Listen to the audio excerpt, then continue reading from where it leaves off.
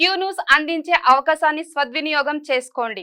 సమస్య ఎక్కడున్నా నేనున్నానంటూ ధైర్యంగా ప్రశ్నిస్తూ రాజకీయాల పట్ల అవగాహన కలిగిన అనుభవం గల రంగారెడ్డి హైదరాబాద్ రిపోర్టర్లు కావాలను. సంప్రదించవలసిన నెంబర్లు 8688926084. ఘోరం జరిగితే ఆత్మహత్య చిత్రీకరిస్తారా? నేరాన్ని ఉదయం గుర్తిస్తే ఎఫ్ఐఆర్ రాత్రికి నమోదు చేశారా? మెడికల్ కాలేజ్ ప్రిన్సిపల్ పోలీసులు ఏం చేస్తున్నారు? ఆగ్రహం వ్యక్తం చేసిన సుప్రీంకోర్టు మహిళల భద్రత కోసం చర్యలు. 10 మంది డాక్టర్లతో జాతీయ టాస్క్ ఫోర్స్ ఏర్పాటు. 3 వారాల్లోగా మధ్యంతర నివేదిక తయారు చేయాలి. 2 నెలల్లోగా తుది నివేదిక సమర్పించాలని సుప్రీంకోర్టు నిన్న కామెంట్ చేసింది. ఇక సంజయ్ రాయ్ని వృత్తి అండి, అతను మంచివాడు కాదని నిందితుడి అత్త చెప్పింది. జడ్జీలు తీర్పుల్లో ప్రవచనాలు చెప్పొద్దు. ఓ లైంగిక దాడి కేసులో కోల్కతా హైకోర్టు తీర్పును పక్కన పెట్టిన సుప్రీంకోర్టు జడ్జిమెంట్లు ఎలా రాయాలో కూడా కోర్టులకు ఆదేశాలు ఇస్తా ఉన్నది. సో జ్యుడిషియల్ మీద కూడా కామెంట్ చేయాల్సిన పరిస్థితి. ఎందుకంటే జ్యుడిషియర్లో ఈ అడ్వకేట్ ఏది వీళ్ళను జడ్జీల నియామకం ఎందుకు నేరుగా జరగాలి? ఇంత సుప్రీంకోర్టు మహిళల పైన జరుగుతున్న ఘోరాలు మహిళలని చెప్తా ఉన్నారు కదా. నీ సుప్రీంకోర్టులో 33% మంది జడ్జీలు ఉన్నారా? చూపెట్టు. ఉన్నారా? ఎగ్జాక్ట్లీ. నీ హైకోర్టులో 33% మంది మహిళలు ఉన్నారా? ఎందుకు ఇంప్లిమెంట్ చేయరాడా? మీరు ప్రవచనాలు చెప్తారు ప్రజలకు, ఇట్లా ఉండాలి అట్లా ఉండాలని ప్రవచనాలు చెప్తా ఉన్నారు.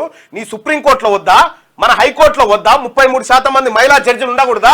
మహిళా జడ్జి మహిళల పైన జరుగుతున్న ఘోరాల పైన మహిళా జడ్జి విచారించకూడదా? ఎగ్జాక్ట్లీ. చెప్పురు. ఇది మీ కాడనే న్యాయం సరిగా లేదు. మళ్ళీ వీళ్ళ ఎంపిక ఇక్కడ పుంజాల శివశంకర్ గారు ఆయన పుస్తకంలో రాసుకున్న కేంద్ర న్యాయశాఖ మంత్రి ఆయన రాసుకున్న ఒక మాట చూపిస్తా.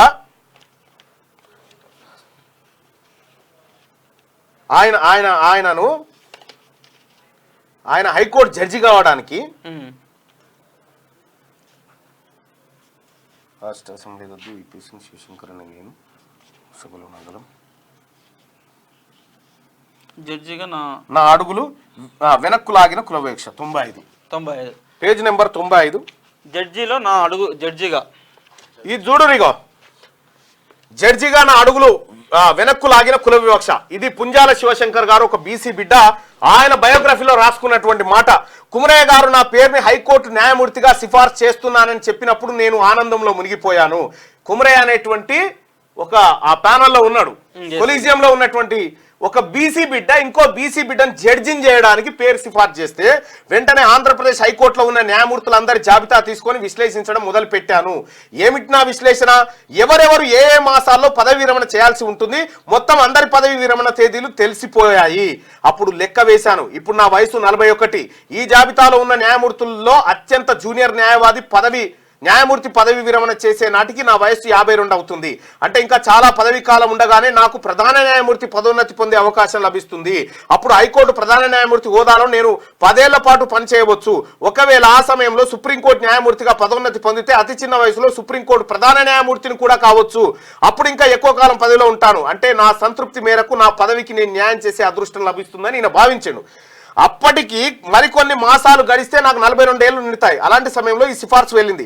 రాష్ట్ర ప్రభుత్వం ఈ జాబితాని యథాతథంగా సుప్రీంకోర్టు ఆమోదానికి పంపింది. హైకోర్టులో చాలా మంది సీనియర్ అధికారులు నాకు చెప్పిన దాన్ని బట్టి రాష్ట్ర ప్రభుత్వం పంపిన జాబితాని సుప్రీంకోర్టు ఎలాంటి అభ్యంతరాలు లేకుండా ఆమోదించడం పరిపాటి. హైకోర్టు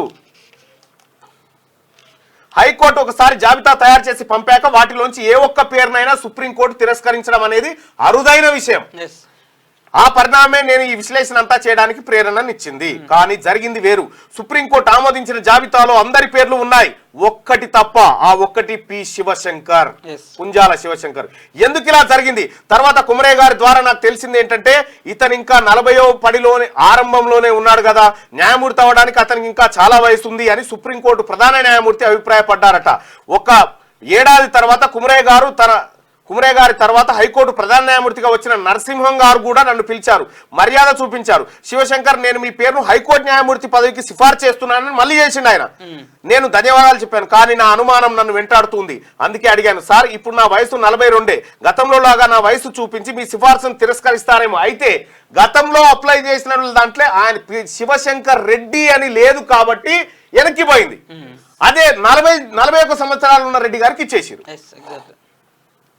కానీ నా అభిప్రాయంతో ప్రధాన న్యాయమూర్తి నరసింహం గారు ఏకీభవించలేదు. నీదంతా వట్టి అనుమానం అయ్యేలా ఉండదు అని చెప్పిండు. కానీ అప్పటికే హైకోర్టులో ప్రచారంలో ఉన్న ఒక విషయం ఏమిటంటే నా పదోన్నతికి అడ్డం పడుతున్న సుప్రీంకోర్టు న్యాయమూర్తి పింగ్లే జగన్మోహన్ రెడ్డి గారు. ఆయన 1969లో సుప్రీంకోర్టు న్యాయమూర్తి అయ్యారు. ఆయన విషయంలో ఈ పుకార్లు నమ్మడానికి నాకు కారణం ఉంది.